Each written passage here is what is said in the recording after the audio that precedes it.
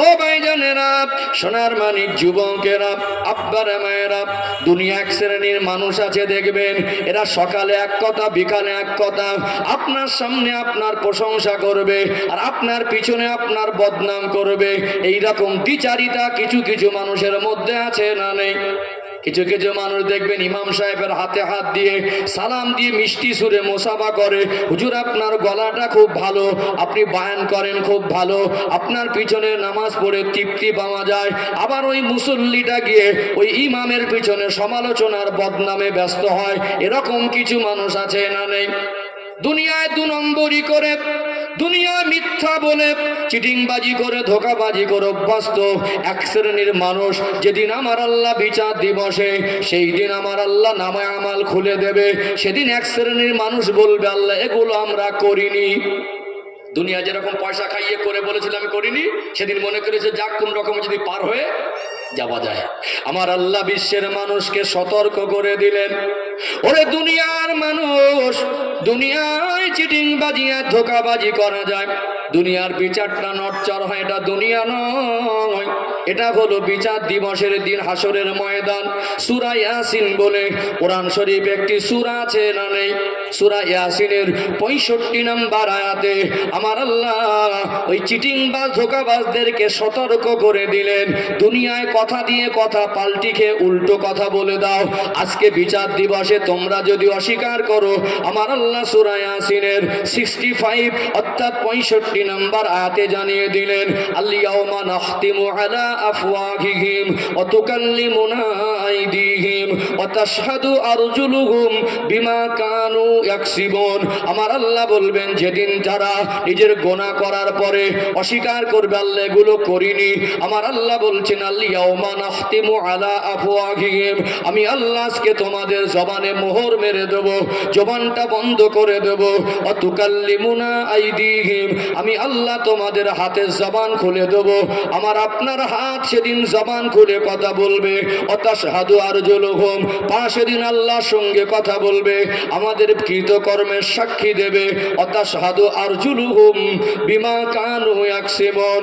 ও ভাইরা বাবাজিরা, যে হাত পায়ে ব্যথা লাগলে, যে হাত পায়ে কেটে গেলে নিজের হাত পা মনে করে ব্যথা যন্ত্রণা নিজেরই লাগে, আমার আপনার শরীরের অঙ্গ প্রত্যঙ্গগুলো যদি সেদিন আল্লাহর দরবারে আমার আপনার বিরুদ্ধচারণ করে, আমার আপনার গুনার সাক্ষী দেয়, এই জীবন আল্লাহর বিচারের দিনে পার পাওয়ার জন্য, আযাবে জাহান্নাম থেকে মুক্তি পাওয়ার জন্য, কবরে আযাব থেকে বাঁচার জন্য পরিবর্তন দরকার আছে না নেই?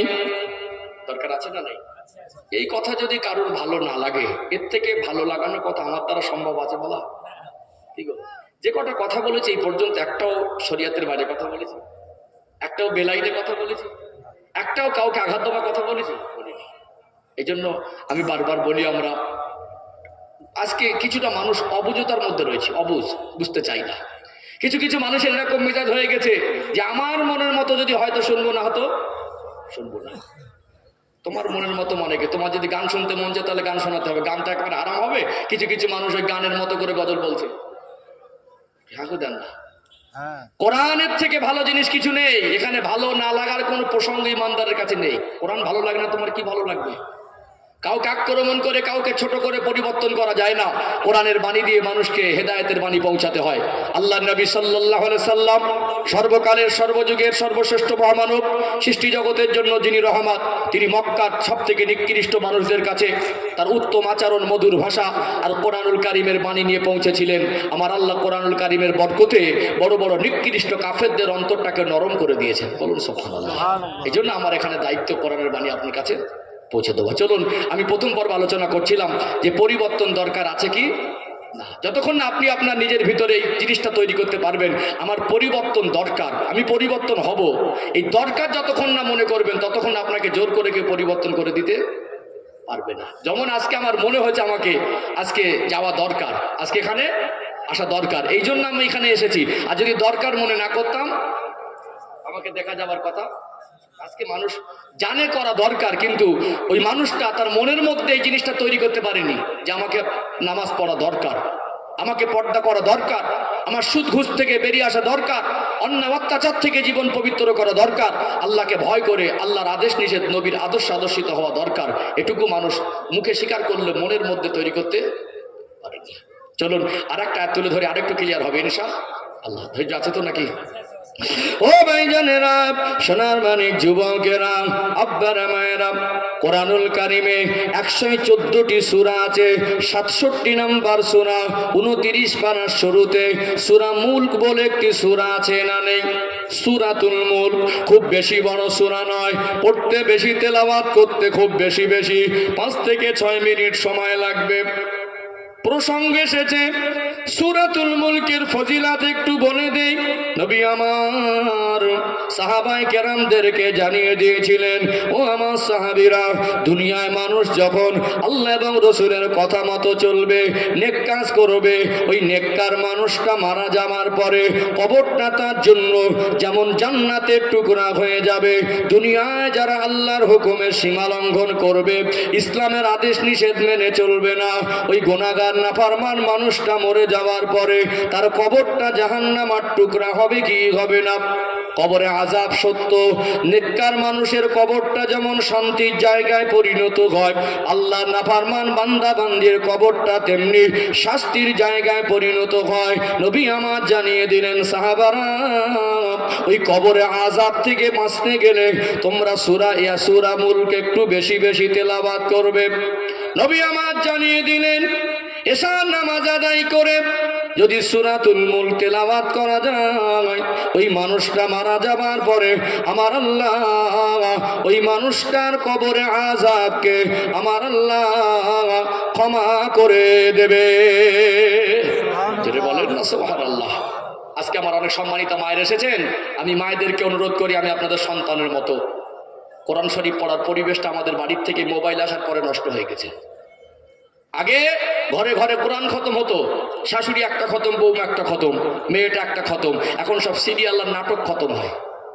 কে এখন সব ঘরে ঘরে সিরিয়াল খতম হচ্ছে, নাটক খতম হচ্ছে। এ ঘরে এ রুমে শাশুড়ি বৌমা মিলে করছে, বাপ বেটা মিলে করছে, কোরআন খতম আর হয় না। কোরআন শরীফ পড়ার পরিবেশটা নষ্ট হয়ে গেছে, ঘরের ভিতরে শান্তিটাও যেন নেই। দেখেছেন, টাইলস লাগিয়েছে, মার্বেল লাগিয়েছে, এসি লাগিয়েছে, কুলার লাগিয়েছে, চকচকে ঝকঝকে করেছে, কিন্তু মাটির ঘরে যে শান্তি ছিল, মিল মহব্বত ছিল, সেই জিনিসটা আজকে পাকা ঘরের মধ্যে নেই। কারেন্ট ছিল না, উন্নত মানের এত গদি খাট ছিল না, মাটিতে একটা চাটাই বিছিয়ে সারাদিন রৌদ্রে কাজ করে প্রচন্ড গরমে চৈত্র মাসে ওই যে ঘুমিয়েছে সে নামাজ পড়ে এক ঘুমে ফজর। এখন এসি চালিয়ে ভোর 2টো বেজে যায়, 3টে বেজে যায়, তখনও ঘুম। ঘরগুলোকে আমরা বরকতের জায়গা হিসেবে তৈরি করতে পারিনি। একটা ঘরে 5জন 7জন মানুষ, এক সপ্তাহ চলে যায়, একজনও কেউ নামাজ পড়ে না। শ্বশুর বুড়ো মানুষ, সে পড়বে, নিজে পড়ে না, তার ছেলে বৌমাকে বলবে কি করে? যদি বৌমাকে বলে মা নামাজ পড়ো, বলে বুড়ো হয়ে মরতে যাচ্ছে, নিজে পড়ে না, আমাকে বলছে। স্বামী, সে বলবে কি করে স্ত্রীকে নামাজ পড়ো? স্বামী নিজেই নামাজ পড়ে না, স্ত্রীকে যদি বলে যে নামাজ পড়ো, নিজে পড়ে না, আমাকে বলছে। স্ত্রী দেখছে কেউ যখন পড়ে না, আমি একটু ছাড় পেয়ে গেছি। আজকে আমাদের গার্জেনরা অসচেতন। আজকে আমাদের ভিতরে এই জাহান্নাম থেকে বাঁচার চেতনাগুলো সব নষ্ট হয়ে গেছে। আমরা শুধু আই কার্ডে, আধার কার্ডে, প্যান কার্ডে জমি দলিলে জাতিতে মুসলমান, বুকে হাত দিয়ে চাপড়ায় আমরা মুসলমান, কিন্তু মুসলমানের অর্থ এখন আমরা বুঝি না। মুখে মুখে শুধু দাবি করলে হবে না, আমালে জিন্দেগিটা আল্লাহ এবং রসুলের কথা মতো পরিচালিত করতে হবে। ইসলামের মধ্যে আমাকে আপনাকে আসতে হবে, আত্মসমর্পণ করে দিতে হবে। আল্লাহ যে কথা নিষেধ করেছেন ওর বাইরে যাওয়া যাবে না, আল্লাহ যেটা করতে বলেছেন সেটা ছেড়ে দেওয়া যাবে না। আল্লাহ আমাদের বোঝার মতো তৌফিক দান করেন, বলেন আল্লাহুম্মা আমিন। চলুন আমি আর একটা তুলে ধরি। ভাইয়েরা একটুখানি আল্লাহর জন্য বসেন। দুনিয়া তো ব্যস্ততা, আমরা সবাই কি সব নিজের কাজে ব্যস্ত না? সারা জীবন মরণের আগ পর্যন্ত ব্যস্ততা কমবে না। যে কাজ করে না সেও ব্যস্ত। বলে কোথায়? বলে এক জায়গায় যাচ্ছি। কোথায় যাচ্ছি? বন্ধুদের সঙ্গে ঘুরতে যাচ্ছি, ওটাও কাজ মনে করে। কি কোথায় যাচ্ছি? ঘুরতে। গল্প করছে, কোথায় আছে? এখন ব্যস্ত, ফোনটা রাখ। কি করছিস? না এখন একটু জরুরি কথা বলছি। কিচ্ছু না, ফালতু কথা বন্ধুদের সঙ্গে। আমরা সবসময় যদি মনে করি সময় বার করব, আমরা ইচ্ছা করলে বার করতে পারি। কালকে আপনাকে আর কেউ ডাকবে না। কালকে আপনার যদি মন চায় কোরআনের বাণী শুনবো, এইরকম মজলিসে, এই পরিবেশে আপনি এখানে এসে ঘুরলেও এই জায়গাটা পাবেন না।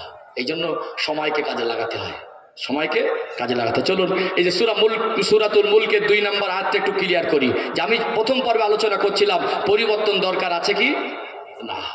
ও ভাইজানেরা, সোনার মানিক যুবকেরা, আব্বারা মায়েরা, সূরাতুল মুলক বলে একটি সূরা আছে, 114টি সূরার মধ্যে সিরিয়াল অনুযায়ী এটা 67 নাম্বার সূরা। সূরাতুল মুলকের 2 নাম্বার আয়াতে আমার আল্লাহ জানিয়ে দিলেন, আল্লাযী খলাকাল মাউতা ওয়াল হায়াতা লিয়াবলুয়াকুম আইয়ুকুম আহসানু আমালা। আমি আল্লাহ হায়াত আর মওতের মাঝে তোমাদেরকে একটা সময় দিয়েছি, লিয়াবলুয়াকুম আইয়ুকুম আহসানু আমালা। আমি আল্লাহ দেখতে চাই তোমরা কতটুকু ভালো কাজ করে আসতে পারো।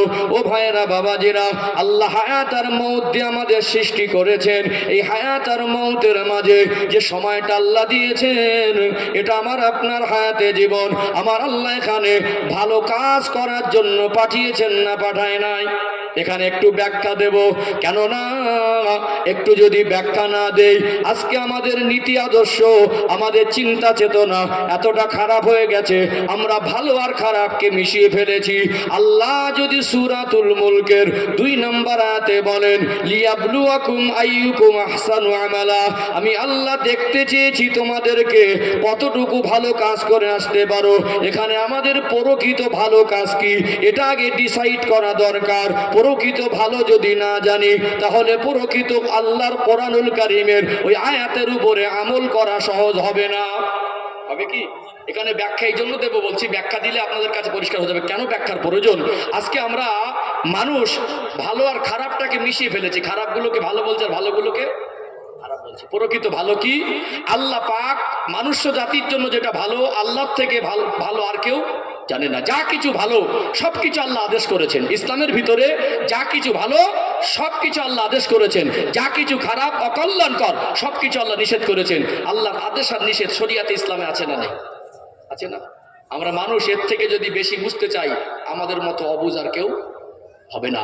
কারণ সৃষ্টিকর্তা রব আল্লাহ থেকে মানুষ জাতির জন্য কোনটা কল্যাণকর আর কোনটা অকল্যাণকর আর কেউ ভালো জানে না।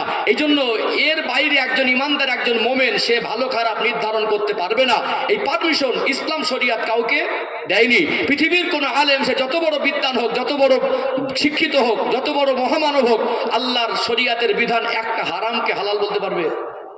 আল্লাহ যেটা খারাপ মনে করেছেন, আল্লাহ যেটা অকল্যাণকর মনে করেছেন, আল্লাহ সেটা নিষিদ্ধ করে দিয়েছেন। ওখানে পৃথিবীর কেউ ওটাকে জোর করে ভালো বা হালাল জায়েজ বলে দিতে পারবে না। আল্লাহ যেটা আদেশ করেছেন ওটাকে হারাম বলাও যাবে না। মোমেন মুসলমানের জন্য আল্লাহর আদেশ নিষেধটাই ভালো আর খারাপ বলে শিরোধার্য। কথা ঠিক নেবে ঠিক? আল্লাহর কথার পাশাপাশি আমার রসুলের আদেশের এই নিষেধটাও এটা শরিয়াতের মধ্যে আল্লাহ শামিল করে দিয়েছেন। বলুন সুবহানাল্লাহ। রেফারেন্স সহ কথা বলতে পছন্দ করি। কোরআন শরীফ সূরা আল হাসর 7 নম্বর আয়াত 28 নম্বর পারার 5 নম্বর পৃষ্ঠার মিডিল পয়েন্টে পেয়ে যাবেন। আল্লাহ পাক বলছেন, ওমা আতাকুমুর রাসূলু ফাখুযুহু ওমা নাহাকুম আনহু ফান্তাহু। আমার নবী যেটা তোমাদের আদেশ করেন ওটাকে তোমরা ধরো, আমার নবী যেটা নিষেধ করেন ওটাকে তোমরা বর্জন করো। আল্লাহর কথা মানার পাশাপাশি আমার রাসূলের কথাগুলো মানার আদেশ আল্লাহ দিয়েছে না দেয়নি? অর্থাৎ আল্লাহ এবং রসুলের কথায় যেগুলো ভালো এগুলো ভালো, আল্লাহ এবং রসুলের কথায় যেগুলো খারাপ এগুলো মানুষ জাতির জন্য খারাপ। এর বাইরে আমরা যে ভালো খারাপ মনে করব ওটা আমাদের জন্য ভালো আর খারাপ বলে কোনোদিন সীমাবদ্ধ হবে না। কিন্তু আমরা এই আল্লাহর এই আয়াতের উপরে, ইসলামিক জীবন ব্যবস্থার উপরে আমরা অটল থাকতে পারিনি।